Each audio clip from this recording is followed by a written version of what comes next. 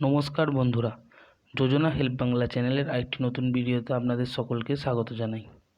পশ্চিমবঙ্গ সরকার মেধাবী ও দুস্থ ছাত্রছাত্রীদের যাতে পড়াশোনা আর্থিক কারণে বন্ধ না হয়ে যায় এজন্য বিভিন্ন সময় বিভিন্ন রকম স্কলারশিপ দিয়ে থাকেন।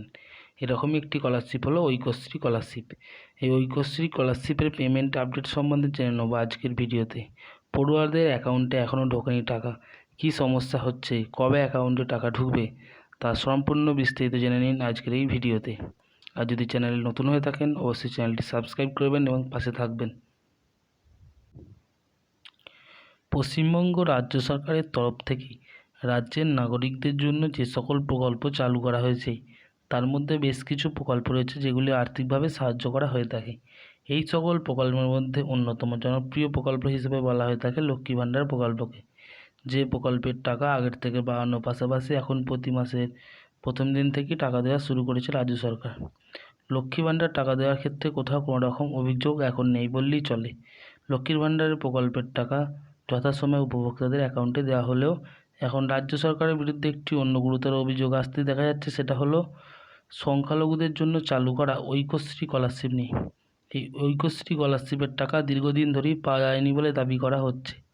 সংখ্যালঘু পড়ুয়াদের প্রাক মাধ্যমিক, উচ্চ মাধ্যমিক ও পেশাদারি শিক্ষা এই তিন ক্ষেত্রে ঐক্যশ্রী স্কলারশিপের বা প্রকল্পের জন্য টাকা দেওয়া হয়ে থাকে। উচ্চশিক্ষা ও পেশাদারি শিক্ষার ক্ষেত্রে রাজ্য সরকারের তরফ থেকে প্রদত্ত এই টাকা খুবই কাজে লাগে সংখ্যালঘু পড়ুয়াদের, কিন্তু এখনও পর্যন্ত এই টাকা না পাওয়ার কারণে বহু সংখ্যালঘু পড়ুয়ারা রয়েছেন যারা বিপাকে পড়েছেন।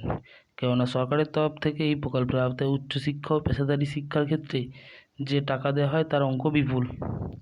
উচ্চশিক্ষা ও পেশাদারি শিক্ষার ক্ষেত্রে এই প্রকল্পের টাকা পেতে হলে শেষ পরীক্ষায় অন্তত 50% নম্বর পেতে হয় এবং ঐক্যশ্রী প্রকল্পে সংখ্যালঘু পড়ুয়ারা স্নাতকোত্তর স্তরে 2 বছরে 48,000 টাকা পর্যন্ত পেয়ে থাকেন।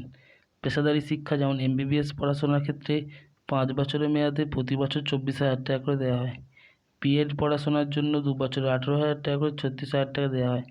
এর পাশাপাশি ইঞ্জিনিয়ারিং পড়াশোনার জন্য বিপুল পরিমাণ টাকা দেওয়া হয়ে থাকে। কিন্তু অভিযোগ হলো এটাই যে লক্ষ্মীর ভাণ্ডার প্রকল্পের জন্য মাসে সঠিক সময়ে টাকা দেওয়া হলো, কিন্তু ঐক্যশ্রী প্রকল্পের টাকা 4 মাস কেটে গেলেও এখনও কোনো পড়ুয়ারা এই বছর পাননি।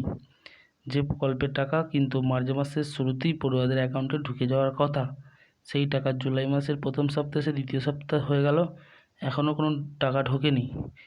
টাকা না ঢোকার কারণে সমস্যায় পড়তে হচ্ছে পড়ুয়াদের। যদিও রাজ্য সরকারের তরফ থেকে দাবি করা হচ্ছে পড়ুয়াদের অ্যাকাউন্ট সংক্রান্ত সমস্যা থাকার কারণে এমন দেরি, সেই সকল সমস্যার সমাধানগুলি ইতিমধ্যেই টাকা ছাড়া কাজ শুরু হয়ে গিয়েছে।